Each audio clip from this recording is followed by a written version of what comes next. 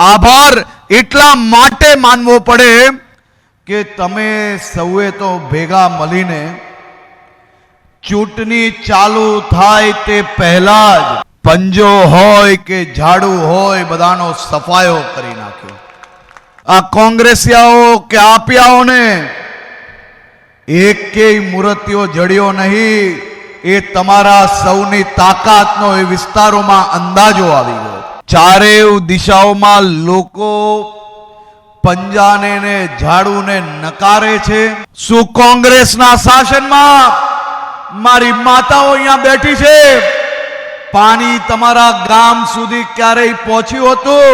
મારા બેટા, આ કોંગ્રેસીઓને આ હજારો ગામડાઓથી શહેરો સુધી અને શહેરોથી હાઈવે સુધી બધા જ ખૂણાઓમાં રોડ બની ગયા।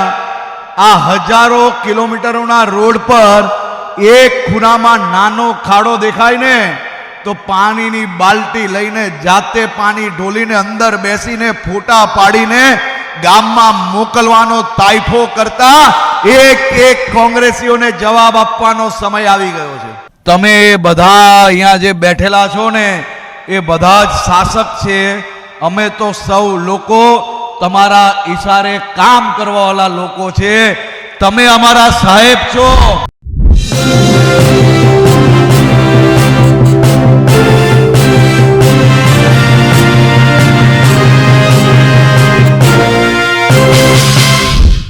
ગુજરાતમાં સ્થાનિક સ્વરાજની ચૂંટણીઓમાં આદિવાસી વિસ્તારમાં હર્ષ સંઘવી એટલે કે નાના મુખ્યમંત્રી એટલે કે ડેપ્યુટી સીએમ પોતે પ્રચાર કરવા માટે ત્યાં પહોંચ્યા। વાત એ નથી કે તેઓએ પ્રચાર કર્યું, વાત એ છે કે તેઓએ ખોટી વાતોને લઈને પ્રચાર કરે છે। તેઓ વડાપ્રધાન નરેન્દ્ર મોદી તત્કાલીન સીએમ હતા ત્યારથી લઈને અત્યાર સુધી જે વિકાસ થયો છે એની વાત કરે છે। ભૂપેન્દ્ર પટેલ સરકારમાં શું થયું એની કોઈ વાત નથી કરતા। તેઓ માત્ર નરેન્દ્ર મોદીએ આમ કર્યું, નરેન્દ્ર મોદીએ તેમ કર્યું, નરેન્દ્ર મોદી 6,000 આપે છે, નરેન્દ્ર મોદીએ ઘર આપ્યું, નરેન્દ્ર મોદીએ આ કહ્યું। પણ ભાઈ, તમારી પોલીસ શું કરી રહી છે એ જો એ વાત પૂછવામાં આવે તો કદાચ એમની પાસે જવાબ નહીં હોય અને એટલા માટે જ તેઓ ત્યાં આદિવાસી વિસ્તારોમાં પ્રચાર કરે છે અને ઘર મળ્યું કે નહીં, વીજળી છે કે નહીં, આ તમામ બાબતોની ચર્ચા તેઓ આ સભાઓમાં કરતા હોય છે। નમસ્કાર, હું છું ચિંતામણી પુતન પટેલ, સ્વાગત છે આપનો અમારા કાર્યક્રમમાં। આવો સાંભળીએ આ આદિવાસીઓની સભાની અંદર હર્ષ સંઘવી આમ આદમી પાર્ટી અને કોંગ્રેસને શું કહી રહ્યા છે। આજે હું ભારતીય જનતા પાર્ટીના કાર્યકર્તાઓ, તાપી જિલ્લાના નાગરિકો, તમને સૌને અભિનંદન આપવા આવ્યો છું। ભારતીય જનતા પાર્ટી અને ગુજરાતના નાગરિકો એ દુનિયાનો સૌથી મોટો સહકુટુંબ છે। ગુજરાતના નાગરિકો અને ભારતીય જનતા પાર્ટીએ સાથે મળીને જે પ્રકારે ગુજરાતના આદિવાસી વિસ્તારો હોય, મહાનગરો હોય, આ બધા જ ક્ષેત્રની અંદર વિકાસની ગતિને જે ઝડપથી આગળ વધારી છે, એ વિકાસની ગતિને આવનારા 5 વર્ષ આપણે ટીમ ગુજરાત તરીકે સાથે મળીને આપણા તાપી જિલ્લાના ખૂણે ખૂણે આ વિકાસની ગતિને હજી બમણી ઝડપથી આગળ વધારવા માટે આપણે સૌએ સાથે મળીને આ કામને આગળ વધારવાનું છે। હું આજે આપ સૌનો આભાર માનવા આવ્યો છું। એ તમારી તાકાત તો જો, અને ખાસ કરીને ગુજરાતના આદિવાસી વિસ્તારોના મારા આદિવાસી ભાઈ બહેનોને આભાર એટલા માટે માનવો પડે કે તમે સૌએ તો ભેગા મળીને ચૂંટણી ચાલુ થાય તે પહેલા જ પંજો હોય કે ઝાડુ હોય બધાનો સફાયો કરી નાખ્યો। ચૂંટણીમાં ફોર્મ ભરવાની છેલ્લી તારીખ સમય પૂર્ણ થયા પછી ગુજરાતની 200 થી વધુ સીટો પર આ કોંગ્રેસિયાઓ કે આપિયાઓને એકેય મૂર્તિઓ જડ્યો નહીં. એ તમારા સૌની તાકાતનો એ વિસ્તારોમાં અંદાજો આવી ગયો. જ્યાં લોકોએ ફોર્મ ભર્યા, ફોર્મ ભરીને વિસ્તારમાં પ્રચાર માટે ગયા,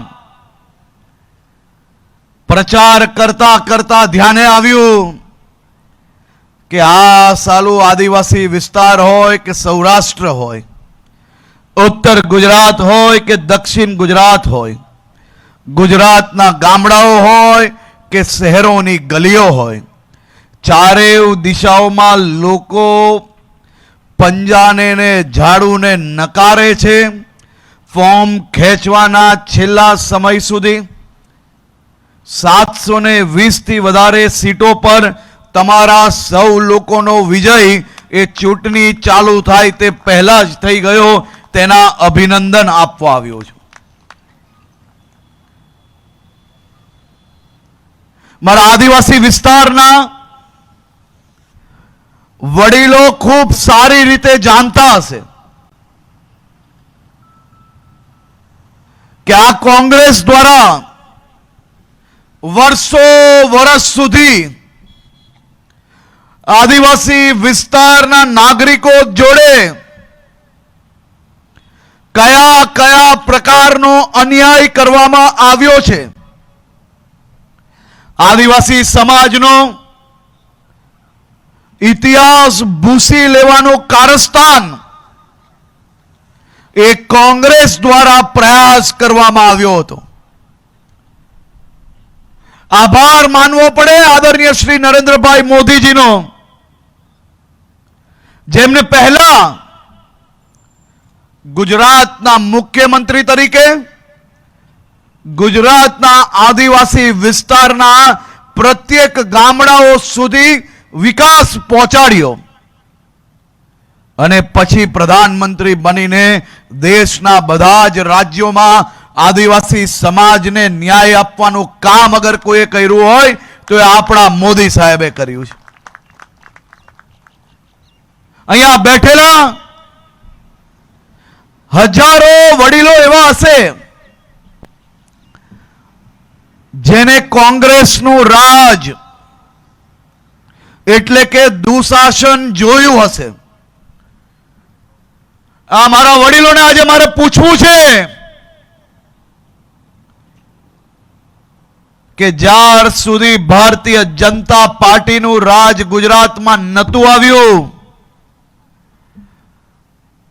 આ તાપી જિલ્લાના ગામડાઓની શું પરિસ્થિતિ હતી? આજે દિલ પર હાથ મૂકીને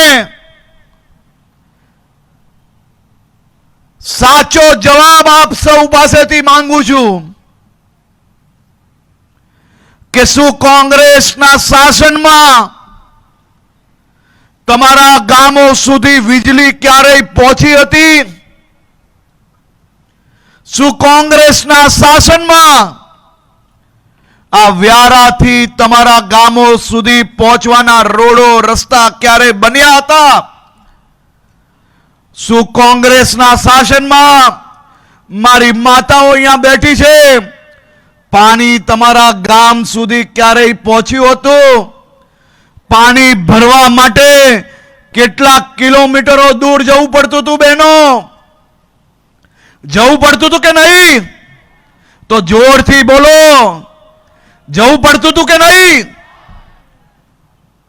તો ભારતીય જનતા પાર્ટીનું શાસન આવતાની સાથે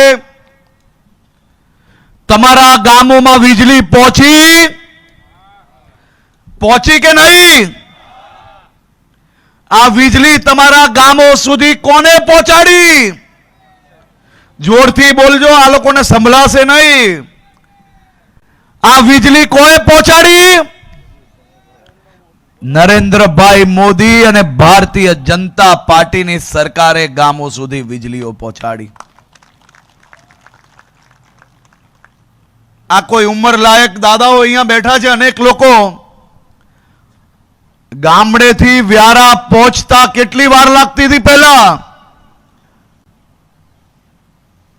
1 કલાક, અને હવે આ રોડો બની ગયા પછી ગામથી વ્યારા પહોંચતા સડસડાટ પહોંચી જવાય કે નથી પહોંચી જવાતું? મારા બેટા, આ કોંગ્રેસીઓને આ હજારો ગામડાઓથી શહેરો સુધી અને શહેરોથી હાઈવે સુધી બધા જ ખૂણાઓમાં રોડ બની ગયા. આ હજારો કિલોમીટરોના રોડ પર એક ખૂણામાં નાનો ખાડો દેખાય ને તો પાણીની બાલટી લઈને જાતે પાણી ઢોલીને અંદર બેસીને ફોટા પાડીને ગામમાં મોકલવાનો તાઇફો કરતા એક એક કોંગ્રેસીઓને જવાબ આપવાનો સમય આવી ગયો છે. આપવો પડે કે ના આપવો પડે જવાબ ભાઈ? આ હજારો કિલોમીટરોના રોડ બનાવ્યા હોય તો ક્યાંક કોઈક વાર ભારે વરસાદમાં નાની મોટી તકલીફ ના પડે? આમાં કેટલા લોકો એવા છે કે જે પોતાના ઘરમાં રહે છે? એ જરા હાથ ઊંચા કરે મારી જોડે. તમે બધા તમારો પોતાનું ઘર બનાવો છો તો 2-5 વર્ષે કલર કરવો પડે ભાઈ?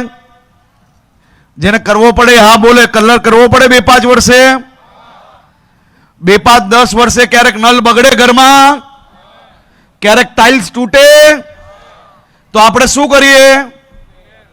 એને રિપેર કરવું પડે ને. ઘર ફેંકી લેવાય? ઘરમાંથી બહાર નીકળી જવાય? તો રોડ રસ્તા એ હજારો કિલોમીટર બન્યા હોય તો ક્યારેક ભારે વરસાદ આવે તો ખાડો પડે કે ના પડે? તો એને આપણે શું કરવું પડે? બધા રોડ રિપેર થઈ ગયા ગુજરાતમાં.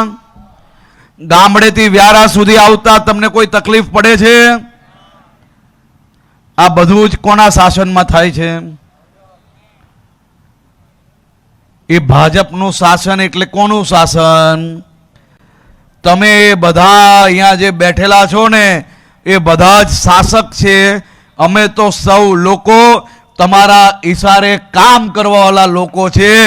તમે અમારા સાહેબ છો. ખ્યાલ આવે છે?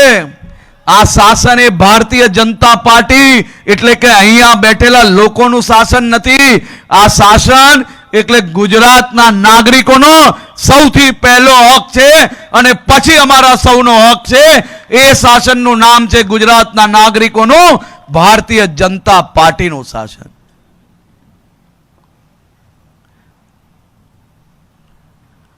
અહીંયા બેઠેલા સૌ લોકો જરૂરથી જાણતા હશે વર્ષો વર્ષ સુધી છાપરા કાચા મકાનમાં રહેનારા લોકોને ક્યારેય આ કોંગ્રેસીઓ આવીને પૂછ્યું કે તમારું પાક્કું મકાન બનાવી આપીએ? પ્રધાનમંત્રી આવાસ યોજનાની યોજના કોણ લાવ્યું? આપણા મોદી સાહેબ લાવ્યા. અને ગામના, શહેરના અને આ દેશના બધા જ ગરીબોને પાક્કા મકાનનું સપનું સાકાર કરવાનું કામ કોઈ કર્યું હોય તો એ આપણા મોદી સાહેબે કર્યું છે. અને આવનારા દિવસોમાં આ તાપી જિલ્લાના ખૂણે ખૂણે બધાને જ પાક્કા મકાન બનાવી આપવાનો આપણો જે સંકલ્પ છે તે બી સાકાર થવાનો છે. અહીંયા કેટલા લોકો એવા બેઠા છે જે ખેડૂતો છે? જરા હાથ ઊંચો કરે બધા. વાહ ભાઈ વાહ. પાક્કું ખેડૂતો છો ને? પાક્કે પાક્કા. આ દર વર્ષે મોદી સાહેબ તમારા ખાતામાં શું મોકલે છે? કેટલા રૂપિયા મોકલે છે? 6,000 રૂપિયા. અહીંયા 5-10 હજાર લોકો બેઠા છે. મોટા ભાગના લોકોએ આંગળી ઊંચી કરી છે. 6,000 રૂપિયા તમારા સૌના ખાતામાં આવે છે પરિવારને. કોઈએ 1 રૂપિયો કટકી કોઈને આપવી પડે છે? આ 6,000 રૂપિયા તમને ક્યારથી મળવાનું શરૂ થયું? આ મોદી સાહેબનું શાસન આવ્યું એના પહેલા મળતા હતા 6,000 રૂપિયા કોઈને દર વર્ષે? તો એની પહેલા જે લોકો આ દેશમાં શાસન ચલાવતા હતા એમને તમારા હકના 6,000 રૂપિયા કેટલા વર્ષ સુધી ઘર ભેગા કર્યા તેનો હિસાબ માંગવો પડશે કે નહીં માંગવો પડે?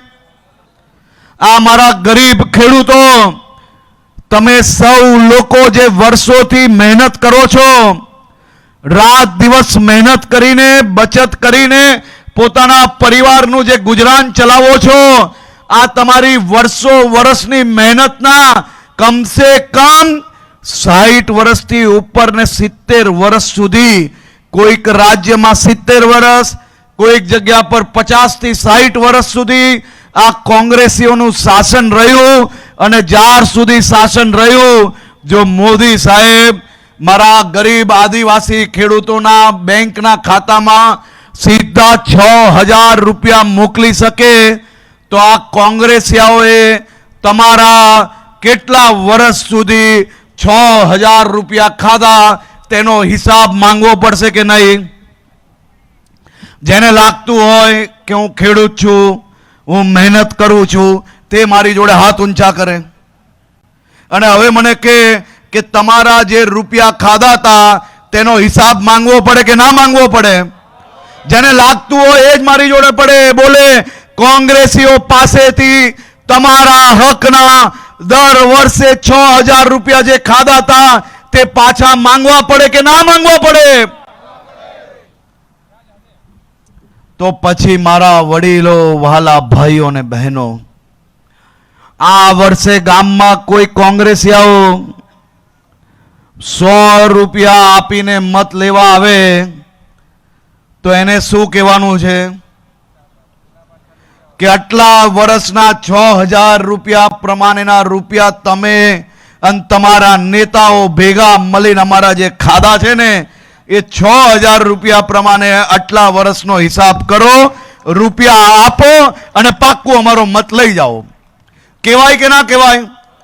આપણા હકના રૂપિયા પાછા મંગાય કે ના મંગાય? આ 100 રૂપિયા એટલે કેટલા થાય ખબર છે? 1 વર્ષના રૂપિયા જે છે ને તમારે ખાધા છે ને તેનું વ્યાજે ના થાય. એટલે 100 રૂપિયા આપે ને તો ઉપરથી તમે કંઈક કહી લેજો. કેસો બધા? જો તમે બધા જ લોકો સાચું બોલશો તો ભવિષ્યની અંદર આ કોંગ્રેસીઓ ક્યારેય તમારા રૂપિયા ખાવાનું સપનું નહીં જોય તેવી હાલત ગામડાઓમાં થઈ જશે. ગામમાં આવે એટલે પહેલા પકડો, પકડીને પૂછો કે ગામમાં 780 મતદાતાઓ છે, એ પ્રમાણે 40, 50, 60 વર્ષ પ્રમાણે 6000 પ્રમાણે આટલા રૂપિયા થાય છે, લઈ આવો, અમે તમારી જોડે. કહેવાય કે ના કહેવાય કાકા? તો બધા જ લોકો તમારા હકનું પાછું માંગજો, અને માંગશો તો આ બધા જ લોકો સીધા રહેશે તેવું બી 100% હું માનું છું.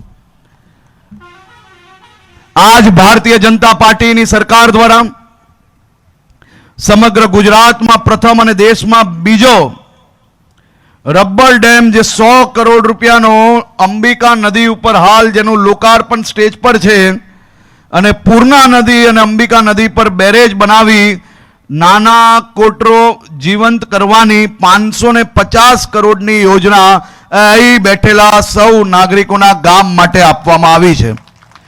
આ આચાર સંહિતા અમલમાં આવે તે પહેલા જ આ તમારી ભારતીય જનતા પાર્ટીના સૌ નેતૃત્વ અહીંયાનું ત્યાં આવીને બેસી ગયેલું. અને તાપી જિલ્લામાં તો, આખા જિલ્લામાં તો 500 કરોડથી વધારેના રોડોના જોબ કાર્ડ લઈ ગયા. ખાલી આ એક વિધાનસભામાં છેલ્લા 1 મહિનામાં 42 કરોડ રૂપિયાના જોબ નંબર લઈ ગયા છે. એટલે જે રસ્તા નાના મોટા બાકી છે એ પાછા નવા બનાવી આપવામાં મોહનભાઈ અને અમારા સુરજભાઈ આખી ટીમ દ્વારા કામગીરી કરવામાં આવી રહી છે. ઝાખરી, પંચોલ, આમનિયા, બરડીપાડા, પીઠાદરા, કાલાવ્યારા, બેડકુવા દૂર નદીઓ પર બ્રિજ માટે ટોટલ 59 કરોડ રૂપિયા તમારા ખાલી આટલા વિસ્તાર માટે મોહનભાઈને, જયરામભાઈને અને સુરજભાઈને આખી ટીમને આપવામાં આવ્યા છે. જંગલ જમીન ધરાવતા દાવેદારોને માત્ર આ એક વિસ્તારમાં 7000 થી વધારે આદિજાતિ વિભાગોમાંથી ફોર્મ આપ્યા છે. અને ઉકાઈ નહેર પર રસ્તાઓ માટે 40 કરોડ રૂપિયા નવા એ આ વિસ્તારના નાગરિકોને આપવામાં આવ્યા છે. મને પૂર્ણ વિશ્વાસ છે કે આપણે સૌ સાથે મળીને આ જેટલા કામોનો સંકલ્પ આપણે લીધો છે એ કામો પૂર્ણ કરવા માટે આપણે સૌ એક થઈને આ આદિવાસીઓના દુશ્મનોને, આદિવાસીઓને જે માત્ર મત બેંક તરીકે ઉપયોગ કરતા હતા એવા આ કોંગ્રેસીઓને ભૂક્કા બોલાવી લેવા માટે આપણે સૌ લોકો એક થઈને આ તાપી જિલ્લાના હિતમાં આપણે સૌ લોકો મતદાન કરશો તેવો મને 100% વિશ્વાસ છે. હું ફરી એકવાર ટીમ તાપી જિલ્લાને ખૂબ ખૂબ અભિનંદન આપું છું, ખૂબ ખૂબ આભાર માનું છું. આપ સૌ લોકોનો ફરી એકવાર ખૂબ ખૂબ આભાર. ધન્યવાદ. હલો, ધન્યવાદ. हेलो खूब खूब आभार माननीय नायब मुख्यमंत्री श्री हर्षभाई संघवी साहेबનો આપના પ્રેરણાદાયી ઉદ્બોધન માટે. એકવાર જોરદાર તાળીઓથી આપણે માનનીય નાયબ મુખ્યમંત્રી શ્રી હર્ષભાઈ સંઘવી સાહેબને વધાવી લઈશું. હર્ષભાઈ સંઘવી સાહેબનું ગાંધીનગર ખાતે અગત્યનું કામ હોવાથી તેઓ આપણા વચ્ચેથી વિદાય લઈ રહ્યા છે.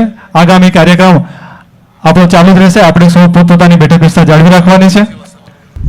હર્ષ સંઘવીની વાત સાંભળીને આપને શું લાગે છે જરૂરથી અમારા કોમેન્ટ બોક્સમાં કોમેન્ટ કરજો. એ સિવાય અમારી યુટ્યુબ ચેનલ લાઈક કરો, સબસ્ક્રાઇબ કરો, બેલ આઇકન દબાવો. સાથે અમારી વેબસાઇટ છે www.gujaratplus.in. ત્યાં પણ જઈને તમે વધુ અપડેટ થઈ શકો છો. અત્યારે માટે બસ આટલું જ.